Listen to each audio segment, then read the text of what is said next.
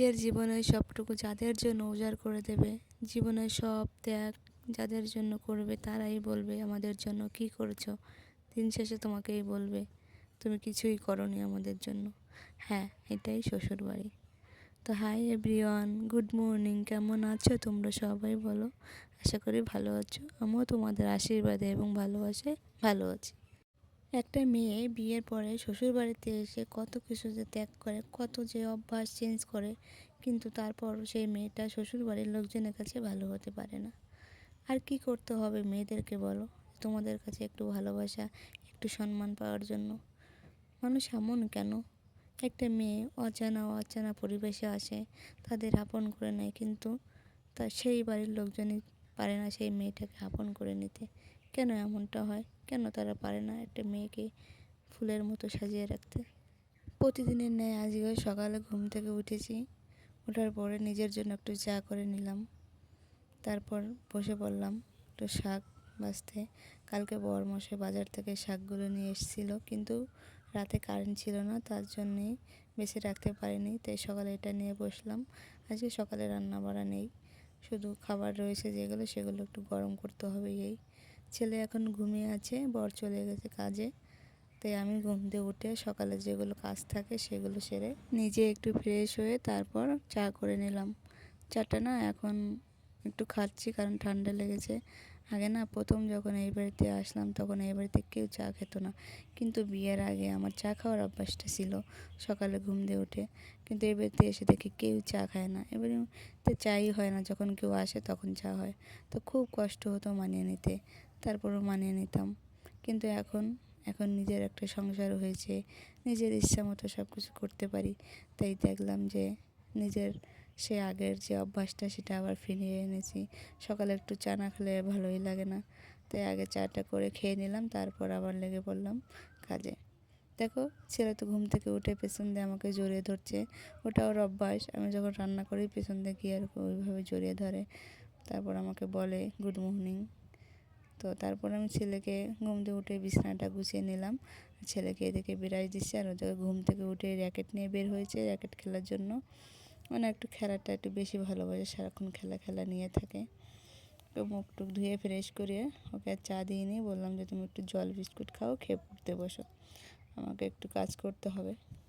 জানো তো, আমার মনের কথা শোনার জন্য না কেউ নেই, তাই আমি ভাবছি একটু একটু করে তোমাদের কাছে এখন মনের কথাগুলো শেয়ার করব, তাহলে আমারও ভালো লাগবে।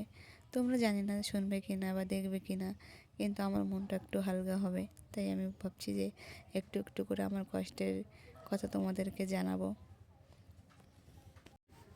একটা মেয়ে শ্বশুরবাড়িতে সারাদিন কাজ করে, সারাদিন নিজের জন্য একটু সময় বার করতে পারে না, এত কাজের চাপ থাকে। কিন্তু যখন দেখবো ওই মেয়েটার একটু শরীর খারাপ হয়, তখন বাড়ির লোকের অবস্থা, বাড়ির লোক মনে করে যে নিজে মনে হয় মেয়েটার শরীরটা খারাপ করছে নিজে হাতে। কিন্তু না, একটা মেয়ে যদি তার শরীর ঠিক থাকে তাহলে সে সারাক্ষণ কাজ করতে থাকে। সে কখনো এটা চায় না যে আমি বসে থাকি, শুয়ে থাকি, সে সারাক্ষণই কাজ করতে থাকে। একটা মেয়ে যে সবজিটা পছন্দ করে না, কোনোদিন খায়নি, কিন্তু শ্বশুর বাড়িতে এসে সেই সবজি দিয়ে তরকারি রান্না করে সেটাই অনায়াসে খেয়ে নেয়। মেয়েদের জীবন কি অদ্ভুত না? বাবার বাড়ি থাকে একরকম, পরে শ্বশুর বাড়িতে এসে দেখে তার জীবনের সাথে কিছুটা মিল রয়েছে, কিছুটা মিল নেই। যেগুলো মিল নেই সেগুলো সে মানিয়ে নেয়, কিন্তু যেগুলো মিল আছে সেগুলো তো আছেই। প্রতিটা মেয়ে বিয়ের আগে দেখবে এটা খায় না সেটা খায় না, কিন্তু বিয়ের পর শ্বশুর বাড়িতে এসে সেটাই পরে সে খুব ভালোভাবে খেতে শিখে যায়। অনেক দিন ধরে ভাবছি একটু এঁচোড় রান্না করব, কিন্তু সময়ের অভাবে আর হচ্ছে না, কারণ সকালে ছেলেকে নিয়ে স্কুল যেতে হয়, আর বাড়ি আসতে আসতে 3:30 4টে বেজে যায়, তাই সকালে আর তাড়াহুড়োর মধ্যে রান্না করা হয় না। সেই জন্য ভাবলাম আজকে এঁচোড়টা রান্না করে নিই। আর বরমশাই চিংড়ি মাছ এনেছে, এগুলো এখন রান্না না করলে আবার বলবে যে মাছগুলো নষ্ট হয়ে গেছে। তো আমি না কখনো এঁচোড় রান্না করিনি, আর কীভাবে কাটতে হয় সেটাও জানি না, তো ইউটিউব দেখে কিছু শিখে নিলাম। আর তারপর ভাগ্নাকে বললাম যে গাছ থেকে কাঁঠালটা পেড়ে দিয়ে, আমার ভাগ্না কাঁঠালটা পেড়ে দিল। এখন আমি এগুলো কেটে তারপর রান্না করব, জানি না কেমন হবে খেতে, তো যেটা পারবো সেটাই করব, চেষ্টা করব ভালো করার জন্য, যদি না পারি তখন আর কি করা যাবে। তো প্রথমে আমি হাতে তেল লাগাতে ভুলে গেছিলাম, তারপর তেলের বোতল দেখে মনে পড়লো যে হাতে সর্ষের তেল লাগাতে হবে, নাহলে আঠা লেগে যাবে। তাই সেটা আমি ভালো করে লাগিয়ে নিলাম। তারপর আমি এখন কাঁঠালটা কেটে নেব।